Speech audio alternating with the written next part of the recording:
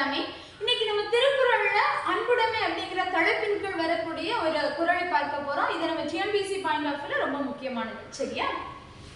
அன்பிற்கு உண்டோ அடைக்கும் தாழ் ஆர்வலர் புன்கணீர் பூசல் தரும் அப்படின்னு சொல்லி குறள் சொல்லியிருக்காங்க. இதனுடைய விளக்க பொருள் என்னன்னா, அன்பிற்கு உண்டோ அடைக்கும் தாழ் அப்படின்னு சொல்றாங்க. அன்பிற்கு அடைக்கும் தாழ் என்ன செய்யாது, கிடையாது. அதுக்கு என்ன கிடையாது, தாழ்பாடே கிடையாது. அது போல ஆர்வலர், ஆர்வம் உடையவர், அதான் அன்புடையவர் அப்படின்னு சொல்றோம். இந்த அன்புடையவர்களுக்கு புன்கணீர் பூசல் தரும். புன்கணீர் என்பது பெரும் துன்பத்தை கண்டு வெளிப்பட்டு நிற்கக்கூடிய கண்ணீர்.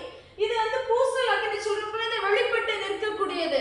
அப்போ அன்புடையவங்களுடைய கண்ணீர், அவங்களுக்கு துன்பம் வரும் பொழுது என்ன செய்யணும், நம்ம கண்களிலிருந்து கண்ணீர் என்ன செய்யுமா, நம்மளை கேட்காமலே தார்பால் இல்லாத கதவு போல் என்ன செய்யும், கண்ணீர் வந்து கொண்டே இருக்கும் இல்லையா? அதுதான் நம்மளுக்கு